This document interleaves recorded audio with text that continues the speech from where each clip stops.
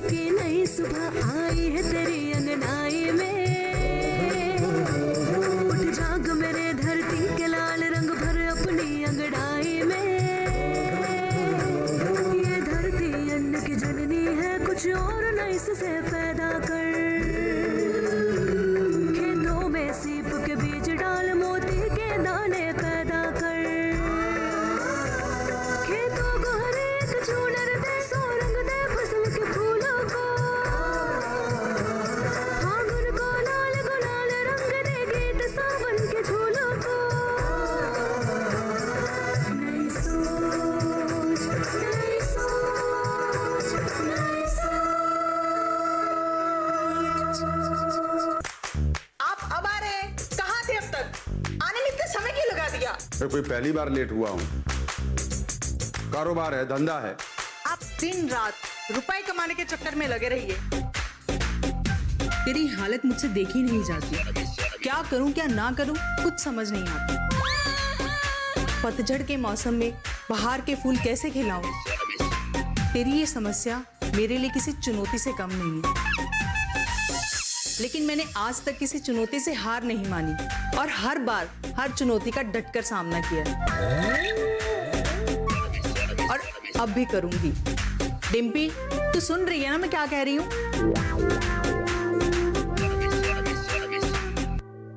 Mummy कहीं जा रही हो क्या? हाँ, मैं जा रही हूँ, लेकिन मैं अकेली नहीं जा रही। हम दोनों एक साथ जा रहे हैं। हम दोनों जा रहे हैं? लेकिन मम्मी ये तो बताओ हम दोनों जा कहाँ रहे हैं? दूर, कहीं दूर, जहाँ हम दोनों के सिवा कोई ना हो। ऐसी कौन सी जगह है मम्मी इस दुनिया में? नहीं होगी तो ढूंढ लेंगे। तुम्हें इस बेदर्द जमाने से कहीं दूर लेके जाना चाहती हूँ, किसी हिल स्टेशन, जहाँ जाकर तू अपने सारे दुख दर्द भूल जाए। ये मुमकिन नहीं है मम्मी। नामुमकिन को मुमकिन बना दूंगी। फिर तेरे उदास जीवन में खुशियों की बहार आ जाएगी। पतझड़ के मौसम में हजारों रंगीन फूल खिल जाएंगे। इस कठोर दुनिया में क्या ऐसी भी कोई जगह है जहाँ सिर्फ सुख ही सुख हो, दुख का कोई नामो निशान तक ना हो? और अगर होगी भी तो मेरा दुख और मेरा दर्द इतना गहरा है कि इसे भुलाना आसान नहीं है। बहुत कठिन है मम्मी, बहुत कठिन है। मैं जानती हूँ डिम्पी, मैं जानती हूँ, लेकिन एक कोशिश तो कर सकते हैं ना। तेरे डैडी भी यही चाहते हैं कि तू कुछ महीनों के लिए यहाँ से कहीं दूर चली जा, खुली हवा में सांस ले और अपने सारे दुख दर्द भूल जाए। तेरे डैडी को भी बहुत चिंता हो रही है और ये उन्हीं का आइडिया है कि हम दोनों कुछ महीनों के लिए यहाँ से कहीं दूर चले जाएं। दूर? लेकिन कहाँ मम्मी? किसी हिल स्टेशन पर। हिल स्टेशन पर? हाँ, जैसे शिमला, मनाली, नैनीताल, जहां भी तू चाहे। वहां के दिलकश नजारों और पहाड़ियों में तेरा खूब मन लग जाएगा और तू अपने सारे दुख दर्द भूल जाएगी और तू अजय को भी भूल जाएगी। नहीं मम्मी, मैं सारी दुनिया को भूल सकती हूँ, लेकिन अजय को भूल पाना नामुमकिन है, impossible. I am sorry mummy. अगर आपको पहाड़ों पर घूमने जाना है तो आप जाइए, मेरा कोई मन नहीं है। मैं कहाँ जाऊंगी? मैं तो तेरे लिए प्लान कर रही हूँ ताकि पहाड़ों की बर्फीली वादियों में जाकर तेरे मन को शांति मिले, अच्छे से एंजॉय कर सके, खाएंगे, पिएंगे, नाचेंगे और नई पुरानी हिंदी फिल्मों के गीत गुनगुनाएंगे। आइडिया बुरा नहीं है मम्मी, बल्कि बहुत अच्छा है, पर मैं इस दिल का क्या करूं जिसके टुकड़े हजार हुए, कोई यहाँ गिरा कोई वहां गिरा। मैं तेरे दिल का दर्द समझती हूँ डिम्पी, लेकिन ऐसे नहीं कहते। हम दोनों पहाड़ों में चलेंगे, खूब घूमेंगे फिरेंगे, मस्ती करेंगे और हो सकता है वहां तुझे कोई राजकुमार मिल जाए जो तुझे उड़न खटोले में बिठाकर कहीं दूर ले जाए। उड़न खटोला में बैठकर? नहीं मम्मी, मुझे तो हवाई जहाज में बैठने से भी डर लगता है। उड़न खटोला में बैठकर कैसे जाऊंगी? डर मत मेरी लाडली, मैं तो एक उदाहरण दे रही थी तेरा मन बहलाने के लिए। अच्छा तेरा नहीं मन तो हम नहीं जाएंगे, अब ठीक है? हाँ अब ठीक है। मम्मी तुम्हारे और डैडी के सिवा और कोई नहीं है। तुम जैसा कहोगी मैं वैसा करूंगी, तुम्हारी सारी आज्ञा का पालन करूंगी। शाबाश मेरी लाडली बेटी, हमेशा इसी तरह हंसती मुस्कुराती रहना, और जो चला गया उसे भूल जाना। ठीक है मम्मी, जैसा तुम कहो, मैं भूल जाऊंगी उसे।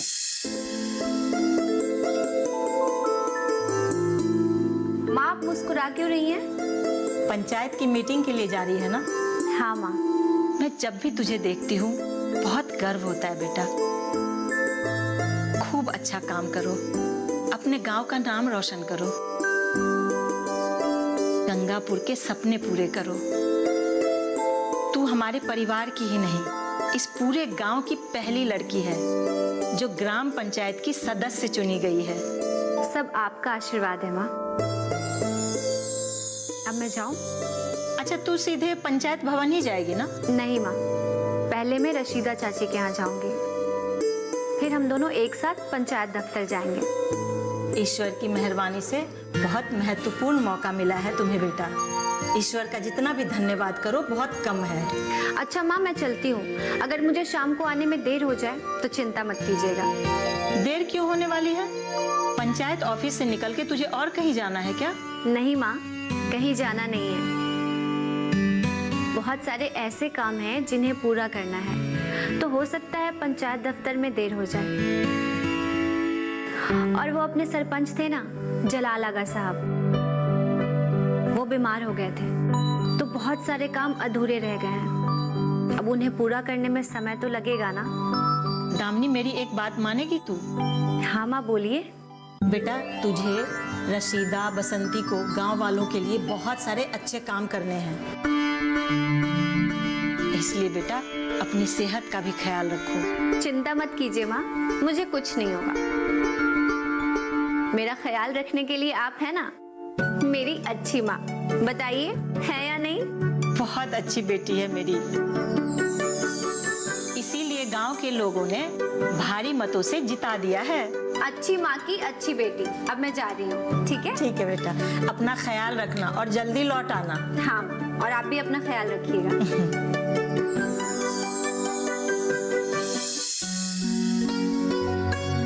मेरी किसान बहनों और भाइयों, सबसे पहले तो आपके साजन कुमार का नमस्कार। आज हम लोग यहाँ एकत्रित हुए हैं सरकार द्वारा नियोजित की गई नई जानकारी जानने के लिए। ये जानकारी सुनकर आपको बहुत ही आनंद मिलेगा। तो ये जानकारी आपको देंगे हमारे गांव के किसान भाई माधव भाई और सुलेमान भाई।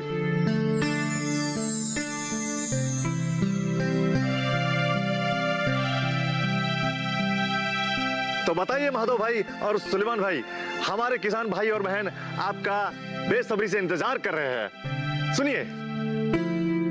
आज की इस योजना की जानकारी सबसे पहले माधव भाई आप लोगों को देंगे।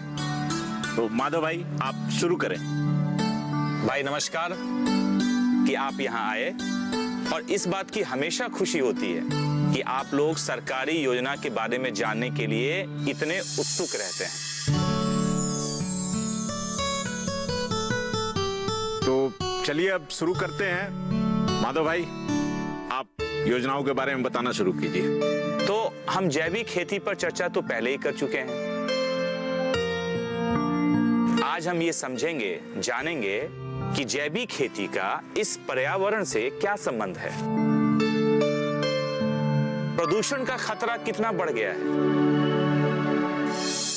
अगर हमने इस पर ध्यान नहीं दिया तो हम तो भुगत ही रहे हैं। हमारी आने वाली पीढ़ी, हमारे बच्चे भी इससे बचेंगे नहीं। इसीलिए हम चाह रहे हैं कि हमारे किसान बहन और भाई जैविक खेती का पर्यावरण और प्रदूषण पर इसका क्या असर पड़ता है, इसकी जानकारी हासिल कर ले, ताकि प्रदूषण से लड़ाई में हम अपना योगदान कर सकें। सुलेमान भाई, कृपया बताइए। प्रदूषण की लड़ाई में हम कैसे योगदान कर सकते हैं? जैविक खेती में सबसे पहले तो विभिन्न रसायनों का प्रयोग कम होता जाएगा। कंपोस्ट खाद और हरित खाद का प्रयोग बढ़ेगा। दवाइयों का उपयोग भी कम होता जाएगा। ये कामयाबी है अन्नदाता की।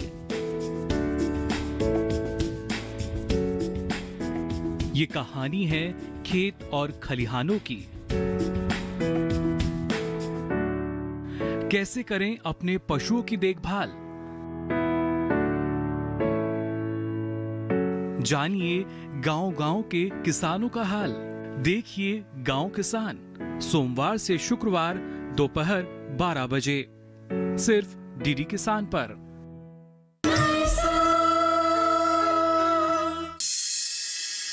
हम इसी बात पर चर्चा करने के लिए यहाँ पर इकट्ठे हुए हैं। पारंपरिक ढंग से खेती करने पर रासायनिक खाद और कीटनाशकों के प्रयोग होने से ज्यादा सिंचाई करनी पड़ती है और इससे बिजली की खपत भी ज्यादा बढ़ जाती है, जिसका पर्यावरण पर प्रतिकूल असर पड़ता है। कई दफा ये जहरीली रसायन खेतों से बहकर नदी नालों के जल स्रोतों को भी गंदा कर देते हैं। ये बात तो बिल्कुल सही कही आपने सुलेमान भाई। हमारे गांव के पास जो नदी बहती है उसका रंग पहले स्वच्छ और दूध की तरह साफ हुआ करता था, किंतु अब तो पूरा मटियाला हो गया है।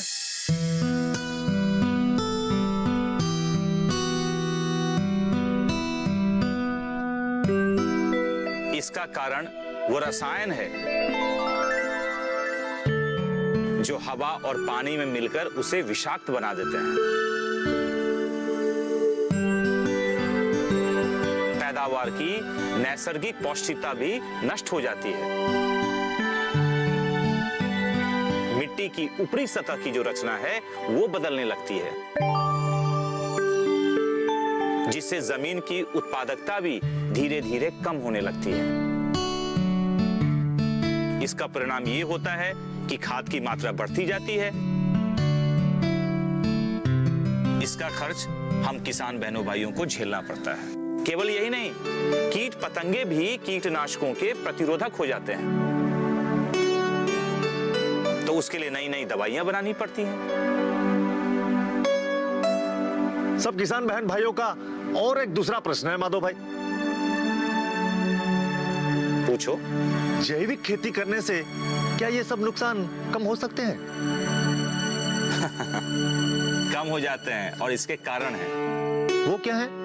जैविक खेती में सबसे पहले तो विभिन्न रसायनों का प्रयोग कम होता जाएगा। कंपोस्ट खाद और हरित खाद का प्रयोग बढ़ेगा। दवाइयों का उपयोग भी कम होता जाएगा। नीम की खल्ली और अन्य प्राकृतिक पदार्थों का प्रयोग भी बढ़ेगा। सिंचाई के पानी का प्रयोग कम होगा तो बिजली की खर्च भी कम होगी। बिजली कम खर्च होगी तो हमारी कमाई भी बढ़ जाएगी। एकदम सही हिसाब लगाया आपने। एक बात बताइए सुलेमान भाई, जमीन की जो ऊपरी सतह होती है जिसका इस्तेमाल हम खेती में करते हैं, उसके बारे में जैविक खेती का क्या रोल रहता है? साजन भाई, पहले तो ये समझ लो कि मिट्टी प्राकृतिक खनिज पदार्थों, कार्बनिक पदार्थों के सड़ने एवं प्राकृतिक प्रक्रियाओं के प्रभाव से विकसित हुई है। इसके बारे में थोड़ा विस्तार से बताइए ना। अब विस्तार से बताया जाए तो जीवित पदार्थों के समान मिट्टी का भी धीरे धीरे विकास होता है। मिट्टी में पौधे और जंतु निरंतर सक्रिय रहते हैं, इसीलिए इसमें लगातार परिवर्तन होते रहता है। इसीलिए मिट्टी को कार्बनिक एवं खनिज पदार्थों का एक प्राकृतिक गतिशील मिश्रण भी कहते हैं। मिट्टी में पाए जाने वाले जीव एवं सूक्ष्म जीव मिट्टी के विशेष कार्यों को प्रभावित करते हैं। इसलिए स्वस्थ और अच्छी फसल के लिए इसका सही प्रबंधन होना बहुत जरूरी है।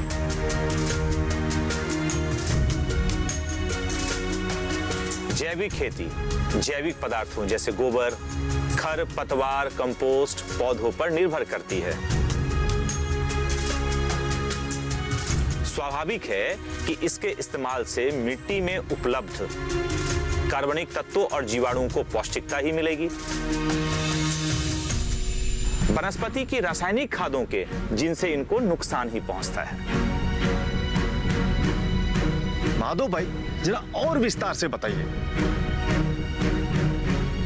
कि इस जैविक खेती से मिट्टी और पर्यावरण को लाभ कैसे पहुंचेगा, क्योंकि स्वच्छ पर्यावरण हमारी आने वाली पीढ़ी के लिए अति आवश्यक है। आधुनिक खाद और कीटनाशक जहरीले पदार्थों से बने होते हैं जो मिट्टी के निवासी जीवाणुओं को नुकसान पहुंचाते हैं। दूसरी तरफ जैविक खाद और कीटनाशक मिट्टी के भौतिक, रासायनिक और जैविक गुणों को बढ़ाते हैं, जिससे खेत से अच्छी पैदावार मिलती है। जैविक खाद और कीटनाशक के प्रयोग से पर्यावरण को भी नुकसान नहीं पहुंचता है और न ही नदी नालों का जल प्रदूषित हो जाता है। किंतु यूरिया और पोटास का प्रयोग बंद कर देंगे तो उपज कम नहीं हो जाएगी? दुनिया की बढ़ती आबादी फिर खाएगी क्या? ये सही है कि बढ़ती आबादी को खिलाने का एकमात्र स्रोत यही है खेती। अन्न का उपज बढ़ाने के लिए ही रासायनिक खाद और कीटनाशक का प्रयोग शुरू हुआ, किंतु इनके बढ़ते उपयोग से उत्पन्न प्रदूषण किसान और खेतों में काम करने वाले मजदूरों के लिए भी ठीक नहीं है। इसीलिए अब समय आ गया है जब हम रसायन आधारित खेती के दुष्परिणामों से चेत जाएं और अपनी आने वाली अगली पीढ़ी के लिए अपनी धरती के पर्यावरण, हवा और पानी को बचाएं। पारंपरिक रसायन आधारित खेती और जैविक खेती में ऐसा सामंजस्य स्थापित करें, उपज भी आवश्यकता अनुसार बढ़ती रहे और पर्यावरण का भी नुकसान ना हो। तो बहनों और भाइयों, आज खेती के बारे में हमें और विस्तार से जानकारी मिली है। आजकल औरतें मर्दों के साथ कंधे से कंधा मिलाकर चलती हैं। तो मेरी बेगम साहिबा, अगर ऐसा है तो औरतों के कंधे से कंधा मिलाकर मर्द काम क्यों नहीं कर सकते? देखिए, बहस मत कीजिए।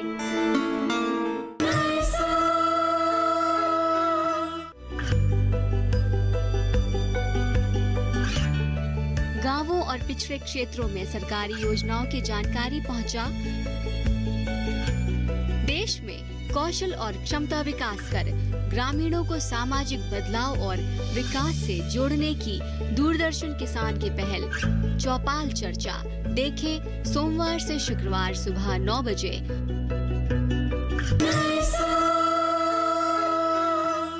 इससे तो हमें फायदा ही फायदा दिख रहा है। अब हम लोग भी हमारे मोहल्ले में जैविक खेती के बारे में बताएंगे और हम लोग भी शुरू कर देंगे। आप लोगों ने हमें बहुत अच्छी जानकारी दी, इसलिए आप लोगों का बहुत बहुत धन्यवाद। नमस्कार, नमस्कार, बहुत बहुत धन्यवाद। आप आपको भी बहुत बहुत धन्यवाद, और आपको भी, और इस जैविक खेती का जो भी आपने जानकारी लिया आप लोगों को भी इससे बांटिए। आपका भी बहुत बहुत धन्यवाद। हम सब किसान बहनों और भाइयों को विस्तार से जो जानकारी दी, और हम उम्मीद करते हैं कि हमारे सब किसान बहनों और भाई आपकी दी हुई जानकारी से आगे लाभ उठाएंगे।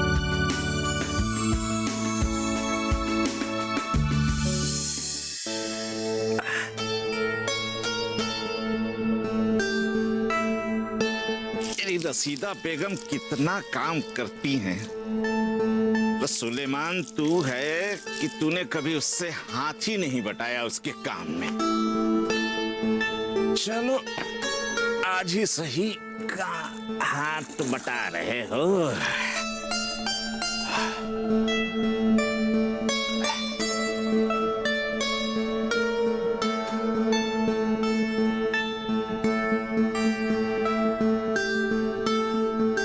अरे ये क्या कर रहे हैं आप? मैं वही कह रहा हूँ जो तुम हमेशा किया करती हो, घर का काम काज। और मैं क्या किया करता था? बस चौकी पे बैठ के या तो अखबार पढ़ता था या आराम से बैठ के चाय पिया करता था। लेकिन ये काम औरतों के हैं, मर्दों के नहीं। अगर मैं तुमसे कहूँ आज से तुम मेरे साथ खेत पे नहीं जाओ तो क्या ये ठीक होगा? मैं क्यों नहीं जाऊंगी अपने खेत पर? क्योंकि अब मैं ये कह रहा हूँ कि ये काम मर्दों का है, औरतों का नहीं। तो क्या तुम मान जाओगी? ये कैसी बातें कर रहे हैं आप? आजकल औरतें मर्दों के साथ कंधे से कंधा मिलाकर चलती हैं। तो मेरी बेगम साहिबा, अगर ऐसा है तो औरतों के कंधे से कंधा मिलाकर मर्द काम क्यों नहीं कर सकते? देखिए, बहस मत कीजिए। आप जाकर नहा धो लीजिए, खेत पर जाने के लिए देर हो रही है। नहीं, पहले मैं सारा घर का काम खत्म करूंगा फिर खेत पे जाऊंगा। आप जाइए, नहीं तो पंचायत की मीटिंग शुरू हो जाएगी। जब तक रशीदा चाची नहीं आएंगी पंचायत, तो मीटिंग कैसे शुरू होगी?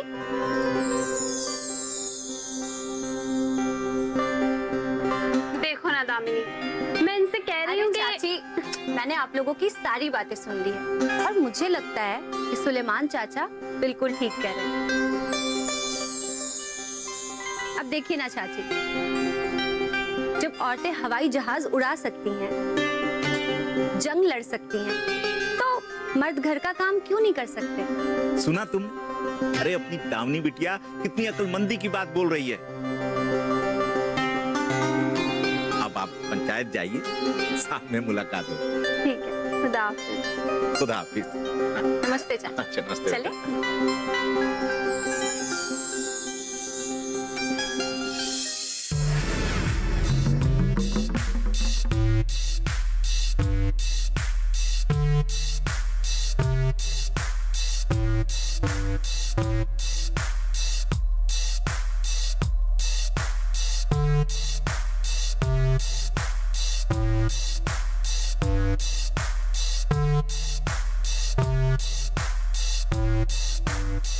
डिम्पी, देख आज मैंने नई ड्रेस पहनी है, बता कैसी लग रही हूँ? मम्मी, आईने में से कैसे बताऊंगी? प्लीज जरा खड़ी हो जाइए। ले, होगी खड़ी, अब बता। अब जरा पलटकर मेरी तरफ देखो। अब बता कैसी लग रही हूँ? मम्मी बहुत सुंदर लग रही हो आप तो। आपको तो जो देखेगा वो देखते ही रह जाएगा। सच कह रही है तू? कहीं मेरा दिल रखने के लिए झूठी तारीफ तो नहीं कर रही? मम्मी, आप ही तो हमेशा कहती है ना, जो झूठ बोले उसे कौवा काटे। मैं भी आज यही कहूंगी कि आज आप बहुत ज्यादा सुंदर लग रही हैं, और अगर मैं झूठ बोल रही हूँ तो मुझे कौवा काटे। डिम्पी, ऐसे बुरे शब्द अपने मुंह से नहीं निकालते। अगर कौवे ने तुझे काटा ना, तो मैं कंकर मार के उसकी चोंच तोड़ दूंगी। मम्मी, कौवे को बाद में भगाना, पहले मेरी बात सुनो। आज आप बहुत ज्यादा सुंदर लग रही है। सच कह रही है डिम्पी? अरे मुंह से अपनी तारीफ सुन के मुझे बहुत अच्छा लग रहा है। लेकिन तेरे डैडी ने आज तक मेरी कभी सच्ची तारीफ नहीं की। मैं जितना मर्जी सच सवर लूं, सच्चे मुंह से क्या, झूठे मुंह से भी नहीं कभी कहते कि तू सुंदर लग रही है। ऐसा क्यों कह रही हो मम्मी? बहुत सुंदर हैं आप, तभी तो डैडी ने आपसे शादी की है। मुझे ये कठिन मुहावरे समझ में नहीं आते, आप मुझसे सीधे सीधे बात किया करो। ठीक है, भविष्य में मैं इस बात का ध्यान रखूंगी। ओ माँ, ये क्या हो गया? क्या हुआ मम्मी? 11 बज गए डिम्पी, 11 बजे तो पंचायत की मीटिंग थी। नील हरित शैवाल और एजोला से प्राप्त खाद को भी हरित खाद कह सकते हैं, जिसे गांव के तालाब या नालों में अनायास उत्पन्न अलगी और फर्न का प्रयोग किया जाता है।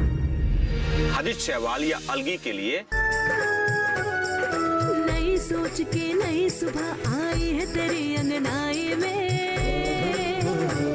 उठ जाग मेरे धरती के लाल रंग भर अपनी अंगड़ाई में। ये धरती अन्न की जननी है, कुछ और नई से पैदा कर